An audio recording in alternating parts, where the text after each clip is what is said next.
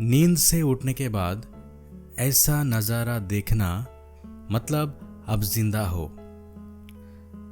आपको एक अपॉर्चुनिटी मिला एक नया दिन शुरू करने का।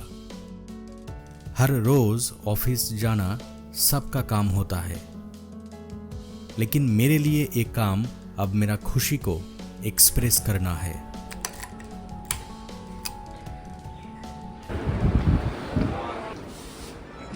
মর্নিং। তো বন্ধুরা চলুন আজকে আমি আপনাদেরকে একটা স্বাস্থ্যকর আমি আপনাদের সাথে শেয়ার করছি যে একটা স্বাস্থ্যকর এবং আরেক দিক দিয়ে ক্ষতিকর দুধ চা কীভাবে বানানো যায়। চলুন।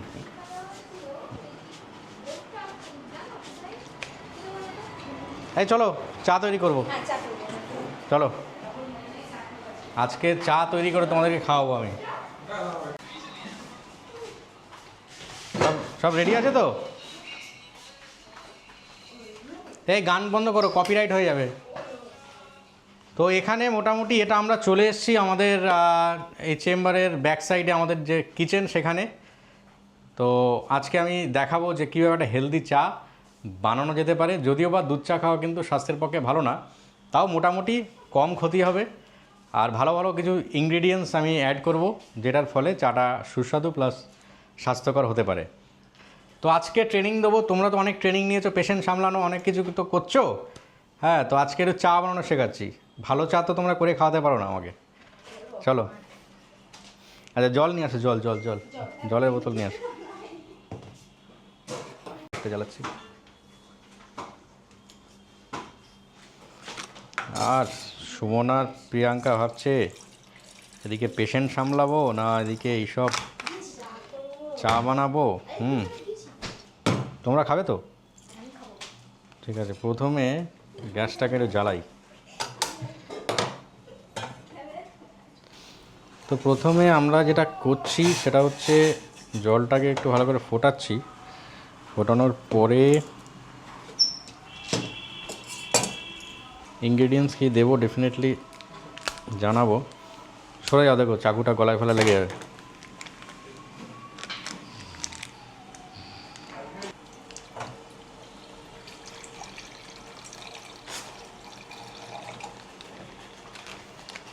গার্ডার আছে?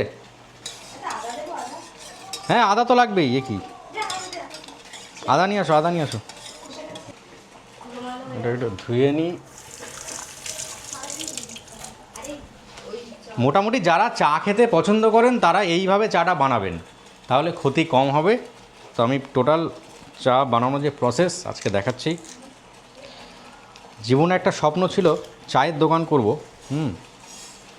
সেটার সেই স্বপ্নটা পূরণ হলো না। যদি চায়ের বিজনেস করতাম তাহলে আপনাদেরকে চা খাইয়ে আমি দেখাতাম চা বানানো কাকে বলে। দাও। তো এটা হচ্ছে একটা জোগাড় লাগাচ্ছি, হামালদিস্তা নেই।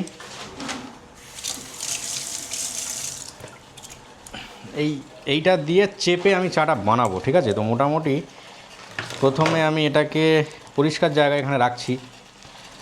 একটু পরে এটা দেওয়ার প্রসেস আছে। আগের দিন প্রিয়াঙ্কাকে আমি শেখাচ্ছিলাম না একটু চা বানানোটা।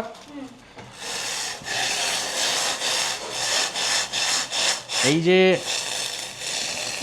গরম জল এই দুধে আমি দিলাম, দেওয়ার পর মোটামুটি এটা করতেও ভালো লাগে। এই নিচে দুধ পড়ে যাচ্ছে, এটা তাজমিরা দিয়ে পরে পরিষ্কার করে দেবো এখানে। এখন কাউকে কিছু শেখাতে গেলে অনেক কিছু হয়, সব কিছু মাইন্ড করতে নেই, তাই তো ইউনুস? এই যে দেখে শান্তি পাচ্ছেন তো গাইজ, এটা একটা আলাদা চোখের একটা শান্তি কিন্তু, যে চাটা বানানো হচ্ছে ফাটাফাটিভাবে। তো যাই হোক, একটা আলাদা ফোম তৈরি হলো চায়ের ওপর। এবার এটা একটু ফোটাচ্ছি। ফোটানোর পর ফার্স্ট যেটা দেব সেটা হচ্ছে হোয়াইট পয়জন, অর্থাৎ চিনি। ও চামচ আছে এর মধ্যে অলরেডি। তো প্রথমে 1 চামচ সাদা বীজ দিচ্ছি।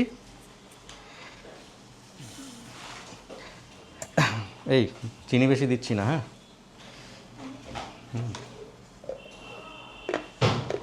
আর একটু দিই, এতটুকু বেশি মরবে না মানুষ।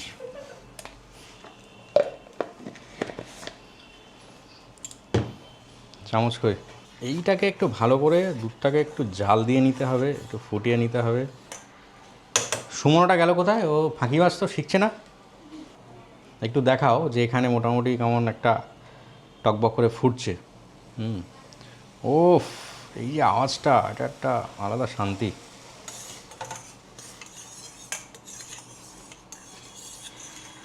বহু দোকানে চা খেতে যাই, সত্যি কথা বলতে চা পছন্দ হয় না, কিন্তু কিছু বলতেও পারি না মুখের ওপর।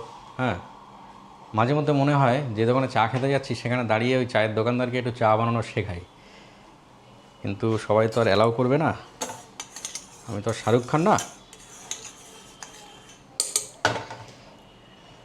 এই মোটামুটি একটা পার্ট হলো, মানে দুধে চিনি দিয়ে একটু ফোটালাম।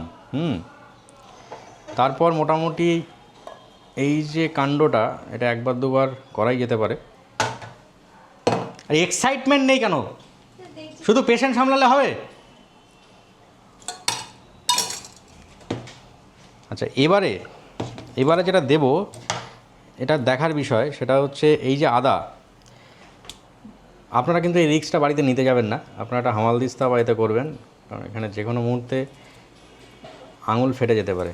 তো এই হচ্ছে আদাটা দিয়ে দিলাম, দিয়ে মোটামুটি এই একটু নাড়ছি। এবারে চায়ের উপরে, এই দুধের উপরে একটা হালকা একটা বাদামি ভাব চলে আসবে, চায়ের দুধের মধ্যে একটা দারুণ একটা ফ্লেভার, একটা কালার চলে আসবে, সেইটা পর্যন্ত ওয়েট করতে হবে। তাড়াহুড়ো করলে কিন্তু ভালো চা খাওয়া যাবে না। আচ্ছা, আগের দিন আমি লাস্ট ভিডিওতে একটা বিজনেসের টিপস দিয়েছিলাম, যেখানে আমি বলেছিলাম যে রাস্তার ধারে, হাইওয়ের ধারে চায়ের বিজনেসটা কিন্তু করা যেতে পারে। তো এইভাবে যদি চাটা বানানো যায় তাহলে চা অসাধারণ টেস্ট হবে, মানুষ বারবার ওখানেই দাঁড়াবে, ওখানেই আসবে। তো চায়ের দোকানদার যারা এই ভিডিওটা দেখছেন তারা কিন্তু এইভাবে চাটা করবেন, না হলে কিন্তু আমি আপনার দোকানে যাব না খেতে। 30 থেকে 40 সেকেন্ড পরে আমি চাটা দেব। এবার যেটা করতে হবে সেটা মোটামুটি, এটা 3 জনের চা আছে, 3 জনের চাতে প্রথম 1 চামচ আমি চা দিলাম, 2 চামচ দিলাম, দিয়ে আমাকে একটু ওয়েট করতে হবে মোটামুটি। এই চামচটা ভেতরে চলে গেল। চায়ের ব্যাপারটা দেখো, না মশলা দিচ্ছি আমি, 2 চামচ চা আমি দিয়েছি, ঠিক আছে? তাতে কি কালার আসছে দেখা যাক, তারপরে অবস্থা বুঝে সিদ্ধান্ত নেওয়া যাবে। যদি চা আর একটু দিতে হয় দিয়ে দেবো। তো তোমাদের এক্সপিরিয়েন্স কি বলছে যে মোটামুটি চা কি আর একটু লাগবে, না একটু ওয়েট করি নাকি? এবার যেটা করতে হবে, এই জায়গাতে কিন্তু একটা খুব সাংঘাতিক রোল প্লে আছে, এটা হচ্ছে গোলমরিচ। এই গোলমরিচটা মোটামুটি দিতে হবে 2 পিস, 2টো গোলমরিচ অনলি। এই একটা, এই দুটো গোলমরিচ দিলাম। তারপর এটাকে কি বলে, লবঙ্গ। এই লবঙ্গটা কিন্তু পুরো দেওয়া যাবে না, মোটামুটি এটা সামান্য একটু লেজের দিক দিয়ে এই দিয়ে দিলাম, দিয়ে এটা একটু বারবার নাড়তে হবে। আর এটা দারচিনির যে পরিমাণ সেটা কিন্তু এরকম হবে, বেশি নয়, ঠিক আছে? বেশি দিলে কিন্তু এর টেস্ট অন্যরকম হয়ে যাবে। এই দিয়ে দিলাম। চা বেশি ভালো করতে যে মোটামুটি গাদা গুচ্ছে সব ঢেলে দিলেন, এটা কিন্তু করা যাবে না। এত সুন্দর একটা ওয়েদার আজকে, এরকম একটা পরিবেশে এরকম একটা চা যেন স্বর্গের ঠিকানা। আচ্ছা, একটু কাছে আসো, একটু দেখাও চাটার কালারটা, দেখো কেমন হয়েছে। প্রিয়াঙ্কা, কি মনে হচ্ছে চায়ের টেস্টটা কেমন হবে বলো? আচ্ছা, এবার একটা জিনিস করতে হবে, সেটা হচ্ছে একটু স্লো করে দিলাম, দিয়ে চাটা তো মোটামুটি এইভাবে 2 থেকে 3 বার কি 4 বার 5 বার মোটামুটি এরকম শেক করার পর তারপর চাটাকে আবার একটু গরম করা।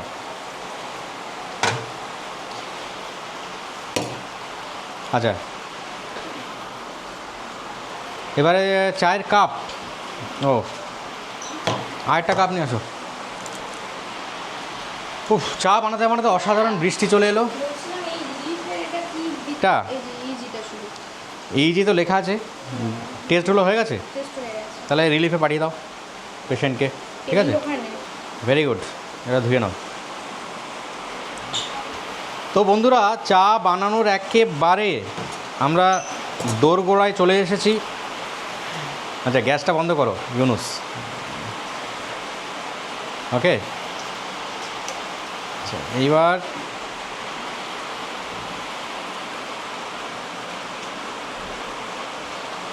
এগুলো তাজমিরারই করে নেবে।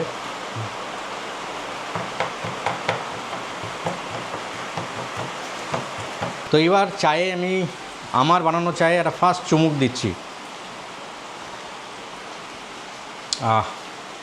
কি বলবো বন্ধুরা, যদি আপনাদেরকে খাওয়াতে পারতাম তাহলে প্রাণটা ঠান্ডা হতো।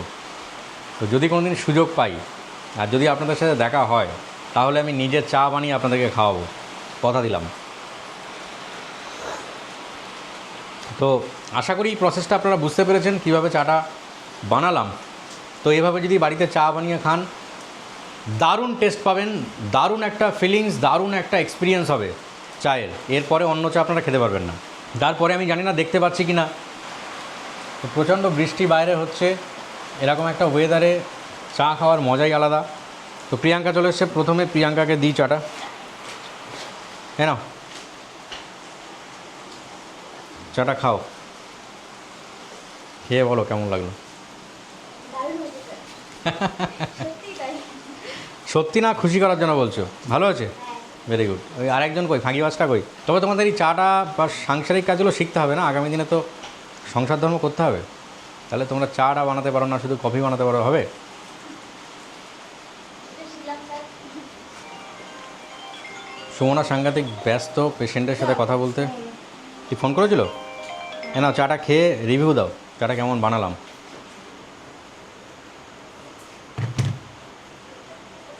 খুব সুন্দর হয়েছে, খুব টেস্টি। টেস্টি হয়েছে তো? খুব ভালো হয়েছে। ব্যাস, ভেরি গুড, শুনেও শান্তি পেলাম। হ্যালো, হ্যাঁ বলুন। তো বন্ধুরা, আজকে এই ছিল আমার চা বানানোর গল্প। আমি আশা রাখবো এরকমভাবে আপনারা চা বানিয়ে বাড়িতে একে অপরকে খাওয়াবেন, এবং পুরুষ মানুষ যারা, তারা বাড়ির মহিলাদেরকে এরকম চা বানিয়ে খাওয়াবেন। এটা আজকে আমি ভিডিওতে বলছি, এটা অবশ্যই করুন, দেখবেন বাড়ির সবার মেন্টাল হেলথ চেঞ্জ হয়ে যাবে।